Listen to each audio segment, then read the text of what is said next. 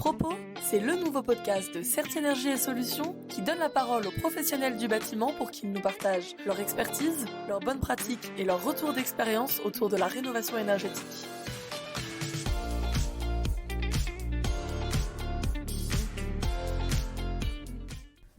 Bonjour à tous et bienvenue dans ce nouvel épisode de Propos. Aujourd'hui, nous allons parler contrôle C2E.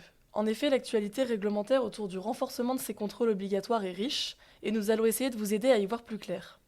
Vous le savez, afin d'améliorer la qualité globale du dispositif des C2E, de nouveaux types de travaux sont ou seront soumis bientôt à des contrôles systématiques et les exigences vont évoluer.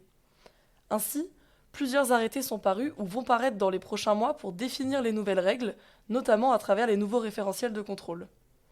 Alors, quelles sont les opérations soumises à contrôle pendant cette 5e période du dispositif ? Comment continuer à bénéficier des C2E pour vos travaux ? Qu'est-ce qu'un référentiel de contrôle ?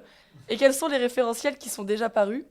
Aujourd'hui, on reçoit Soleiman Melouli, responsable qualité chez CERT Énergie et Solutions, qui va répondre à toutes nos questions. Bonjour Soleiman. Bonjour Dorine. Merci beaucoup d'avoir accepté de parler derrière notre micro aujourd'hui.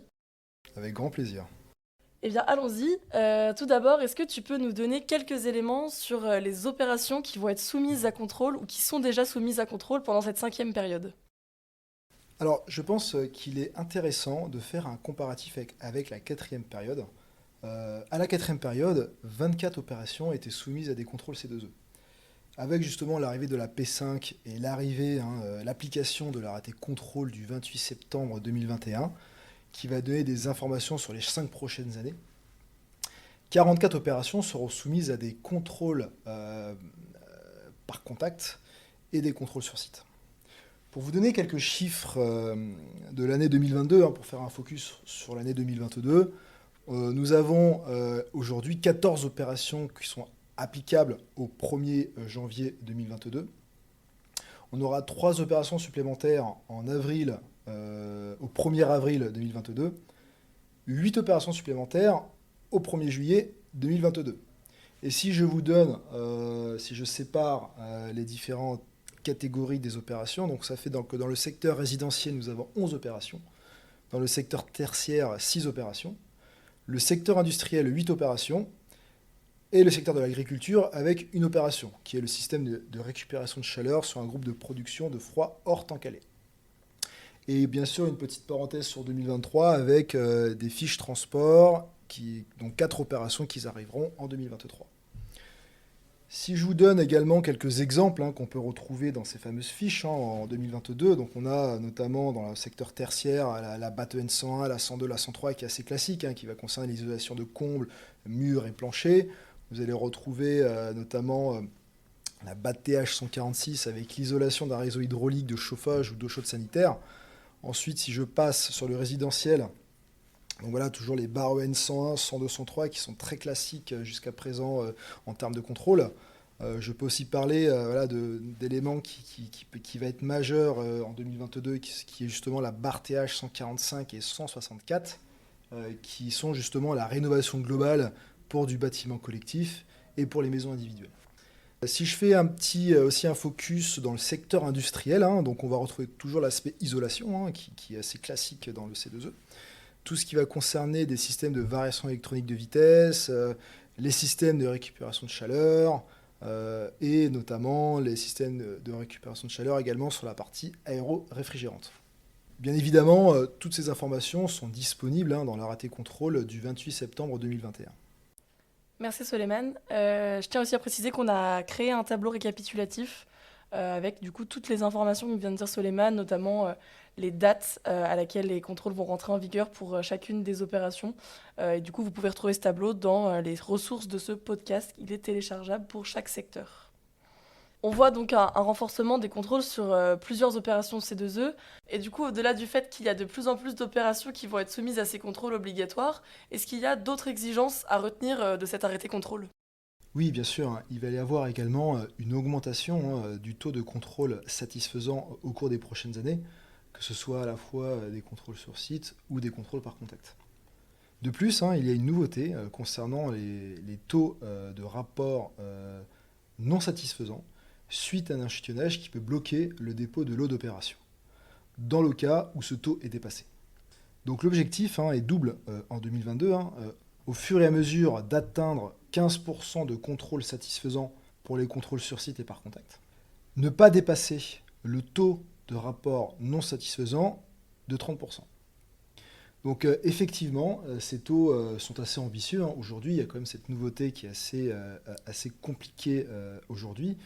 Donc il est notamment important de bien être vigilant sur notre capacité à nous conformer aux exigences réglementaires des opérations C2E. Il y a bien évidemment, en plus des opérations contrôlées sous échantillonnage, des opérations, elles, soumises à 100%. Notamment, vous retrouverez la barre TH 160 avec l'isolation d'un réseau hydraulique de chauffage ou d'eau chaude sanitaire, ou encore le très célèbre BAT TH 155 qui est l'isolation de points singuliers d'un réseau.